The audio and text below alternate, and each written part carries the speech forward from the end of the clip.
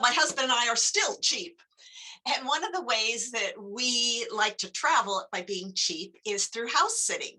And this is where we become like little hermit crabs, and we go move into someone's house, take care of their pets in their house, and live there for free. And we have done this in Luxembourg, Japan, Spain, France, all over the world. And every day I subscribe to a website. So I get 25 listings a day that tell about all these amazing house sits. And one day I'm sitting there and a house sit came in. The lady, we'll call her Wendy.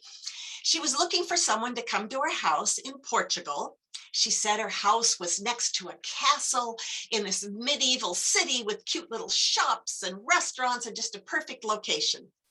Well, I have never been to Portugal. I like castles, so I applied. And within 8 minutes, Wendy emailed back, said, yes, I want you to come. She gave us the date and the time, where to go, what train station to get off of.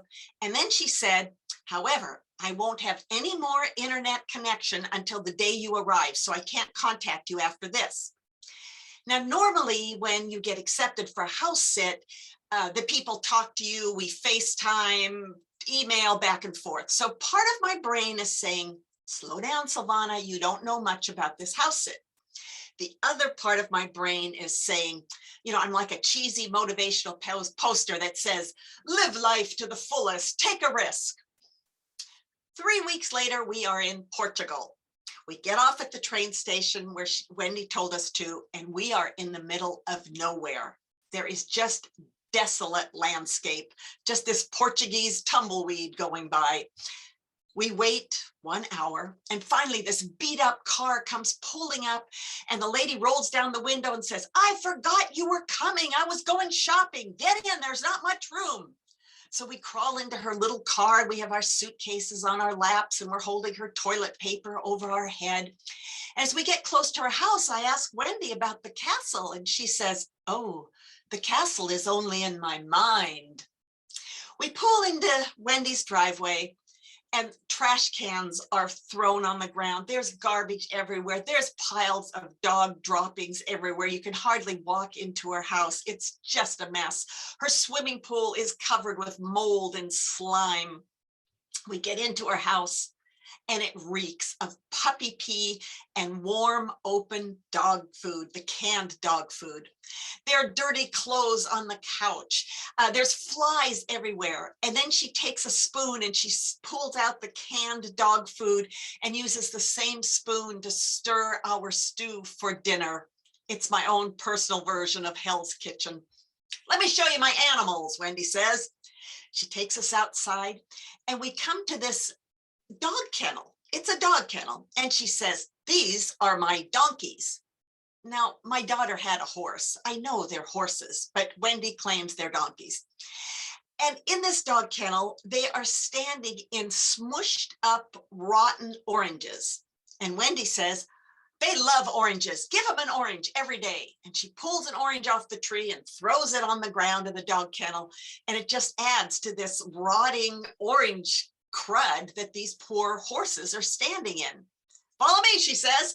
So we follow her. We get to this big, big covered cage. It's about the size of a kindergarten classroom. And she looks at Alan and says, if you value your face, you'll never go in there.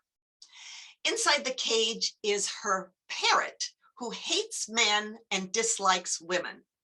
So she shows Alan how to take a peanut and go on the outside, the far end of the cage, and kind of wiggle it and get the parrot to fly over there, while I open the gate, run in 20 feet, change the food and water, and run back, close the gate before the parrot comes and attacks me. And we're supposed to do this twice a day. So I asked Wendy, could we just move the food and water closer to the gate? And she says, oh no, he only eats if the food and water is on the opposite side of the cage. So I knew I was in for trouble. I was getting very nervous about this. Then all of a sudden, Wendy gets in her car and she starts driving away. And she yells out the window, the main thing is that you get Randy walking before I come back. He stopped walking. Well, I race after her and say, what are you talking about? What are you talking about, Wendy? And she says, Randy's legs became paralyzed. You have to get him walking before I come back. Randy the rooster is who she's talking about. And then she drives off. So I find my husband, and Alan, I tell him about, we have to get this rooster walking again, and his eyes light up with excitement. Now, I describe him as being part Steve Martin and part Jim Carrey. I mean, he's up for anything. And he says, let's find Randy. Well, we find Randy. He's sitting in a pile of his feces. There's flies all over. There's dust everywhere. And Alan says, you know, I think he needs water therapy. So we get a warm tub, a tub with warm water, and Alan holds Randy and puts him in the water, hoping that Randy will do some rooster swim stroke. Randy sinks. Still, it keeps him clean. So twice a day, Alan will hold Randy in the tub of warm water, and then I hold Randy's scrawny little rooster legs and move them back and forth, hoping he'll build up some strength. Now, in between giving Randy his water therapy, we do have time to sightsee because Wendy left us an extra car. And we also have time to clean up the area. We picked up all the trash. We scraped out all the rotten oranges that were in the dog kennel for these horses / donkeys. But because Wendy had said to feed the horses an orange one day, I wanted to follow what she said. So I would take an orange every day and I just laid it at the very edge of the dog kennel. So yes, there was oranges in there, but the poor horses were not stepping on these rotten oranges. I disinfected her entire kitchen with a very strong solution of bleach. Week went by, Randy still wasn't walking. So Alan said, well, I'm going to build him a therapeutic walking device. He found a big purse, cut 2 holes out of the bottom, and we put Randy inside this bag with his legs dangling out. Then Alan took a bungee cord, attached it to the handle, and it was basically a Johnny jump up for roosters. And again, every day after Randy's water therapy, we would hold the bungee cord and kind of walk up and down the driveway with Randy's legs touching the ground, hoping he would get strength. Another week went by and Randy still wasn't walking. Wendy returned to a clean house, but she wasn't upset that Randy wasn't walking. So we quickly said goodbye and went off to be hermit crabs at a house in France that didn't involve rehabilitating a rooster. A few days later, Wendy emails me. She finally took Randy to the vet. The vet diagnosed Randy as having a rare type of worm that was eating all of his internal organs and all of his muscles.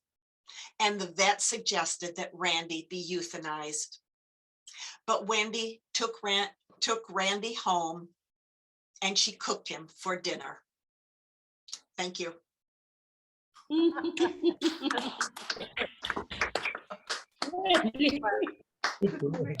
that? No.